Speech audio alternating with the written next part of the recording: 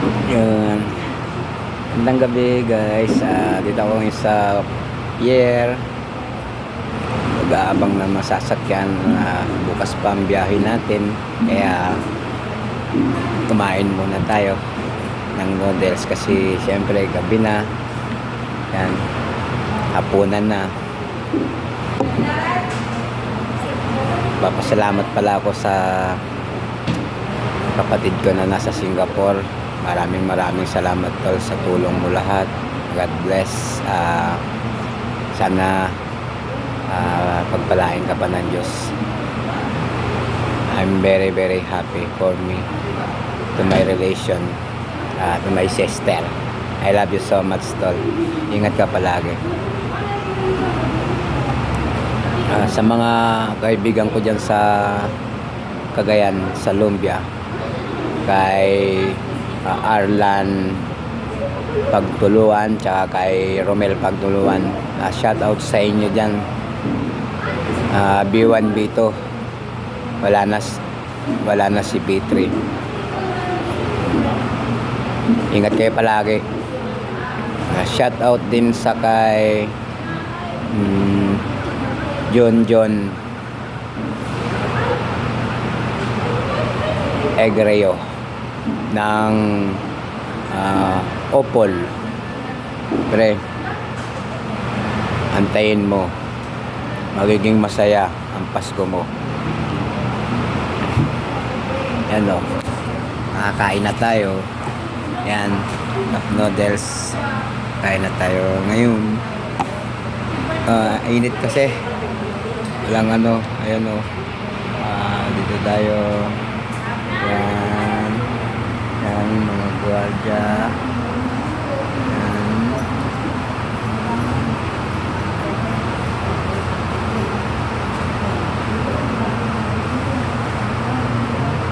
Yan, main entrance.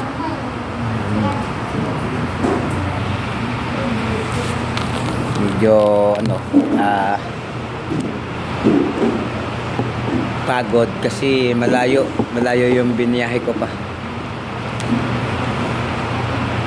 Ngayon, kakain muna tayo kasi gabi na. Kain tayo guys.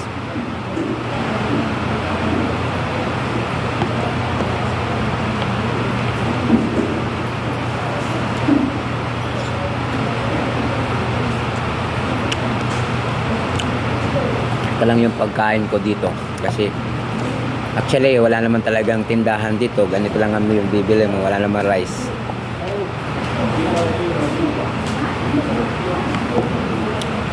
Pero tignan mo naman, kumataba na ako. Laki ng katawan ko sa noodles lang. Wala eh. Ito lang talagang pagkain, noodles. Shoutout dyan sa aking mahal na nasa Saudi. Happy anniversary sa'yo, mahal ko. I love you so much. I'm very happy to my love life now.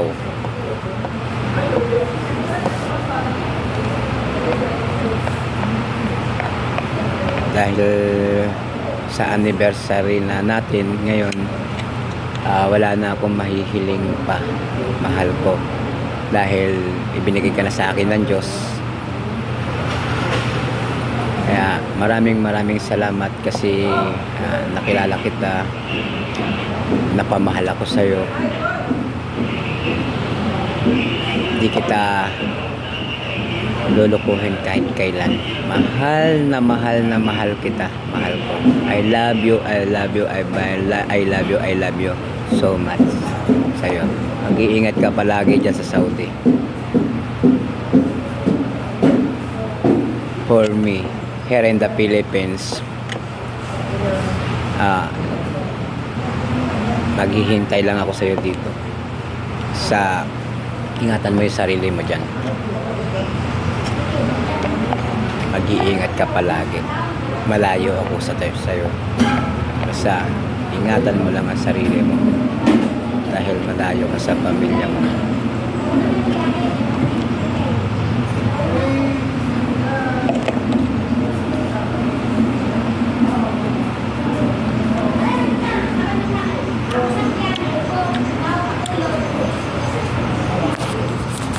bukas ang sakay natin ng barko sa 10:30 AM.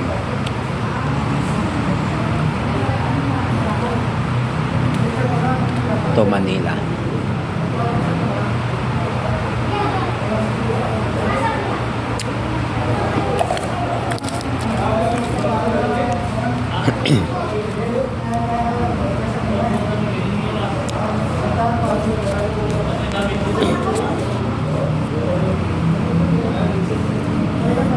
Maraming salamat sa mga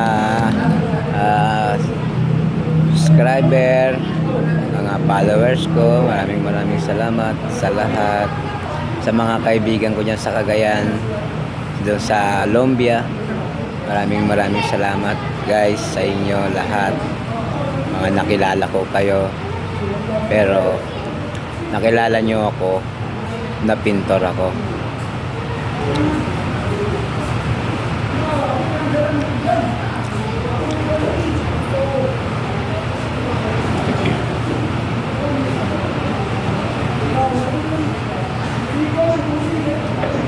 For me to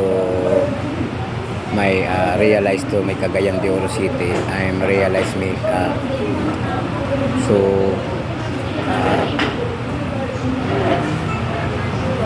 I'm so hard to my feelings.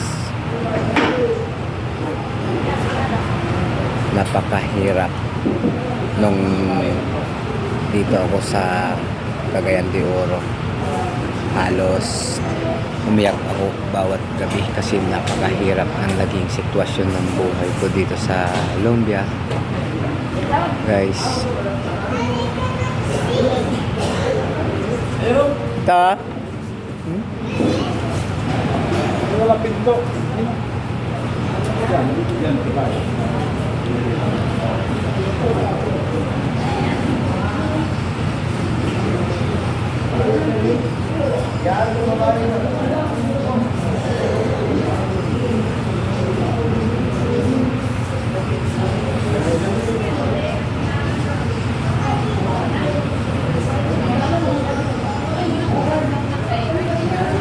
nakaraang araw halos hindi ako nakakain kasi kaiisip ko sa magulang ko, kaya I decide me to back to Manila.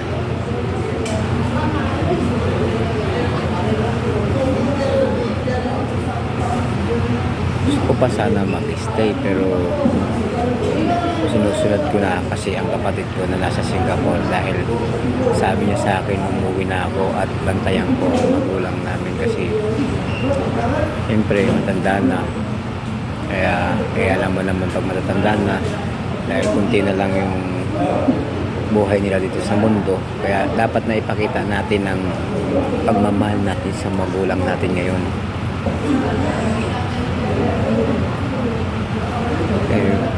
Maraming salamat guys sa kapatid ko dyan sa Singapore. Maraming salamat. I love you too, bro. Bye bye.